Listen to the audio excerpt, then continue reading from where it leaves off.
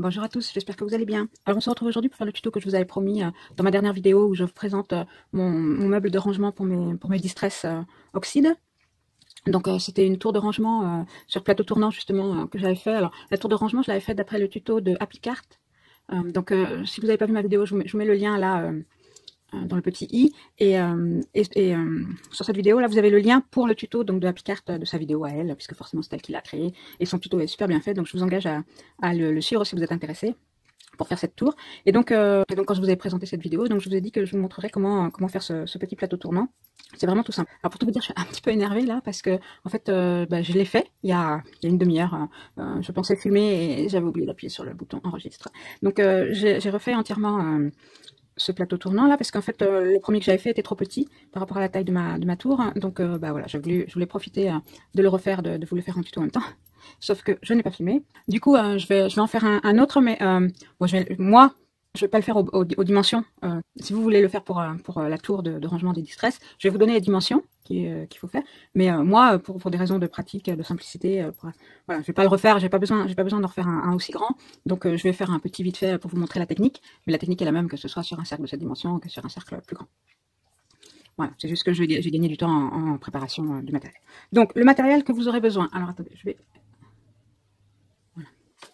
Bon, le matériel qui sera nécessaire pour faire ce plateau tournant. Donc vous aurez besoin de deux cercles, peut-être un peu trop, de deux cercles de cartonnette. Donc moi j'avais utilisé pour ma première version, là j'ai utilisé la cartonnette de céréales, mais pour ma première version, parce qu'il faut que votre plateau soit bien solide, j'avais utilisé de la cartonnette de calendrier, d'accord. Donc vous tracez un cercle donc de la dimension sur votre calendrier et vous le découpez. Alors il faut un peu d'huile de coude. Moi j'avais utilisé ces ciseaux là de Timols qui sont un peu costauds pour couper la cartonnette. C'est pas évident de couper la cartonnette.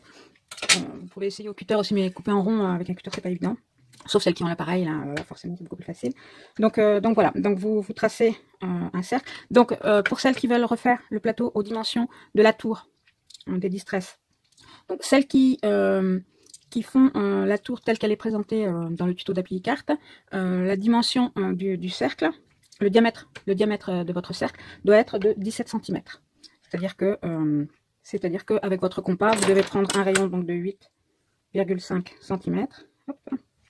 Voilà, 8,5 et vous tracez votre cercle donc pour avoir un cercle de 17 cm. D'accord? Voilà. Donc moi j'ai pris celui-ci donc qui correspond donc au cercle de... D'accord, pour vous faire le tuto. Mais vous, si vous voulez le faire pour la tour, il faut faire un cercle de 17 cm. Ok? Donc, il vous en faut deux comme ça. Deux cercles avec de la cartonnette. Ensuite, vous pouvez recouvrir, si vous le souhaitez, mais c'est pas une obligation, vos cercles de cartonnette avec du papier de la couleur de votre tour. Si vous la faites en noir, de papier noir, si vous la faites en blanc, de papier blanc, si vous la faites en rose, enfin bref, voilà, vous avez compris le principe. Donc, il vous faut deux cercles de cartonnette. Ensuite, il vous faut également deux cercles de feuilles transparentes. Vous savez, de papier rhodoïde, papier... voilà. Alors moi, je les achète à Bureau Vallée par paquet. Enfin, voilà, j'en ai acheté un paquet, ça fait 3 ans. On ne s'en sert pas, mais voilà, du rhodoïde un petit peu épais, un petit peu solide, quoi. Il faut qu'ils se tiennent tout seuls. Et pareil, vous coupez deux cercles. Alors pareil, vous coupez deux cercles. Moi, les miens sont plus petits là parce que j'ai fait avec des chutes et de ce que j'avais. Donc pour le tuto, mais il faut que vos cercles soient de la même taille ou juste un tout petit peu plus petits que vos cercles de cartonnette. Alors, une autre possibilité aussi, parce qu'on va les coller à ces feuilles de rhodoïde, vous pouvez coller directement la feuille et couper après à la dimension du cercle. Ça, c'est une possibilité. Je vous montrerai, je vous dirai à ce moment-là quand le faire dans le tuto. Donc voilà, il vous faut deux feuilles, alors, soit deux cercles déjà découpés, soit deux feuilles de rhodoïde. Ok. Donc, il vous faudra aussi découper dans de la mousse, vous savez, des feuilles de mousse là, un petit peu épaisse. Donc là c'est de la noire, mais pareil, enfin il en existe de toutes les couleurs, vous faites de la couleur que vous avez besoin, de toute façon elle sera cachée, donc peu importe. Moi ça c'est des feuilles de mousse A4 que j'ai acheté sur AliExpress, sur le site AlinaCraft. Elles sont pas chères, elles arrivent par paquet de 5 ou de 10, je sais plus. Enfin voilà, ça vaut le coup, c'est pas très cher et ça se découpe super bien à la Big Shot. Enfin bref, bon, c'est pratique pour plein d'autres créations. Enfin là il nous en faudra donc un cercle, donc de la dimension de nos cercles de cartonnette. Donc il vous en faudra un que l'on va recouvrir des deux côtés de double face. Voilà. Donc pour ça, j'ai utilisé le double face moquette. Voilà, c'est très facile. Donc voilà, donc vous recouvrez votre cercle, donc des deux côtés pour la mousse, d'accord, et un côté pour votre cartonnette. Donc on va le faire ensemble comme ça. C'est pas compliqué à faire, mais on ne sait jamais s'il y a des débutants. Voilà, je vous montre comment faire vite fait.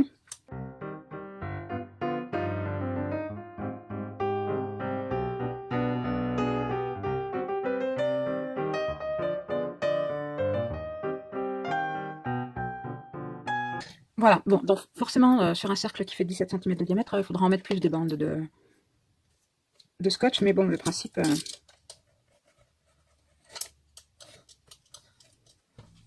reste le même. Donc, on se retrouve donc avec deux cercles de cartonnette, dont un sur une des faces qu'on a recouvert de papier, ça c'est optionnel pour les rendre propres.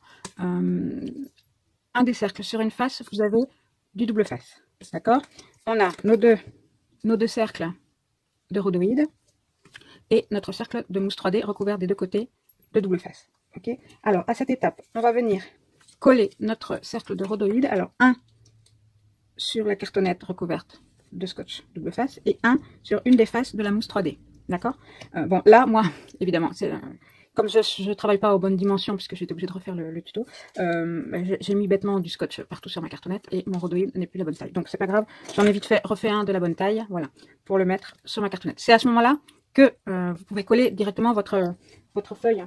Plutôt que d'avoir découpé déjà des cercles, vous pouvez coller directement votre feuille de rhodoïde entière. Hop, vous venez coller votre cercle sur la feuille et vous découpez tout autour. C'est pareil, ça marche aussi. Bon, là, j'ai fait parce que j'avais un die à bonne dimension, ça m'a pris 10 secondes. Mais vous, sur les 17 cm, c'est vrai que c'est peut-être plus facile, finalement, de venir coller à ce moment-là votre feuille et de découper autour. Plutôt que de devoir reprendre le compas, calculer, voilà, et découper de toute façon. Donc, j'espère que je suis assez claire, hein, parce que c'est vrai que là, je vous embrouille peut-être.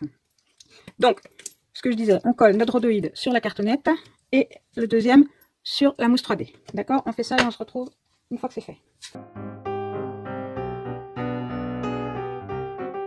Pensez à bien nettoyer la surface de votre plastique avant de le coller pour éviter qu'il y ait des poussières.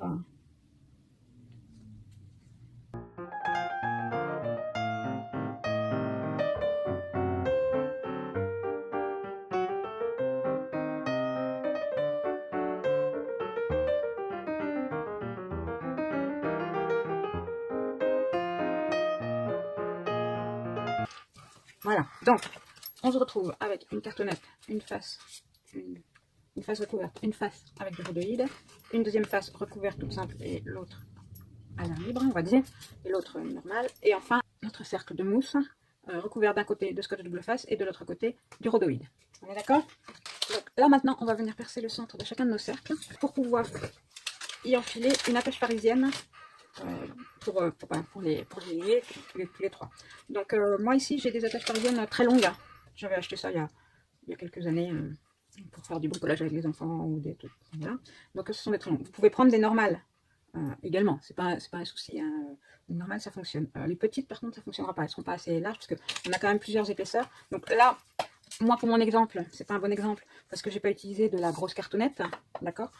J'ai utilisé juste de la petite cartonnette de céréales, donc forcément mon épaisseur n'est pas très grosse. Mais si vous utilisez la cartonnette de 2 ou 3 mm, forcément bah, ça multiplie l'épaisseur du sandwich, quoi. Donc il vous faut une attache parisienne assez longue quand même.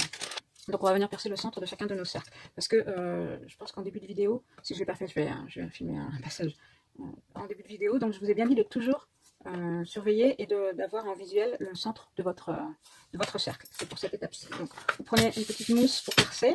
Vous prenez votre... donc voilà, c'est chacun de vos cercles. Et avec votre poinçon, hop, vous venez percer et vous écartez un peu. Pour pouvoir passer en fait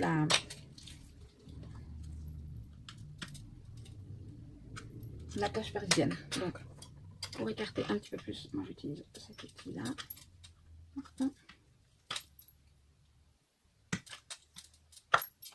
Voilà.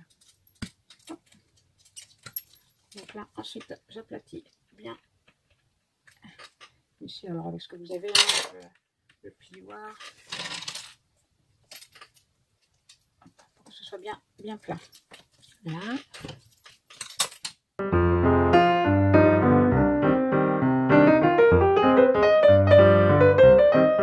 Forcément, la cartonnette, ça sera un petit peu plus compliqué, mais on y arrive. Hein. Je l'ai fait tout à l'heure avec la grosse cartonnette et j'y suis arrivée quand même. Hop. On aplatit là. Voilà, une fois que vos trous sont faits, okay, vous venez coller à votre cercle. Donc rappelez-vous, hein, normalement il fait de la même taille que celui-là. Hein. Vous venez coller votre cercle côté double face contre le cercle de cartonnette qui n'est pas recouvert de papier, d'accord? Donc pour être sûr d'être bien au centre, vous rentrez votre attache parisienne, enfin cette cartonnette là, vous enlevez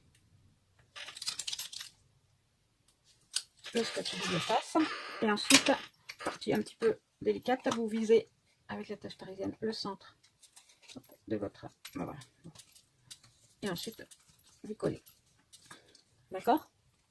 Ensuite vous prenez le deuxième cartonnette qui est recouvert du film plastique, vous le mettez face film plastique contre face film plastique de votre mousse et vous rentrez votre attache parisienne. Voilà, bon, moi j'étais pas bien centré pour un des deux, mais enfin, peu importe, le système fonctionne quand même. Et ensuite, vous écartez les branches de votre attache. Voilà. Et voilà, et votre système fonctionne. Alors, on va coller, scotcher les bras de l'attache parisienne. Comme ça.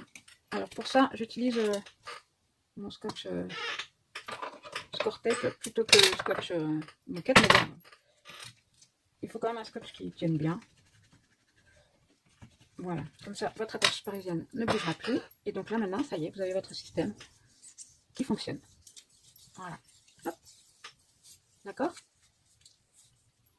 Donc ensuite, pour pouvoir poser dessus l'objet que vous souhaitez faire tourner, en fait, avec votre plateau tournant, quand vous le posez comme ça, vous voyez, votre plateau n'est pas stable, puisque vous avez l'attache parisienne ici qui dépasse un peu.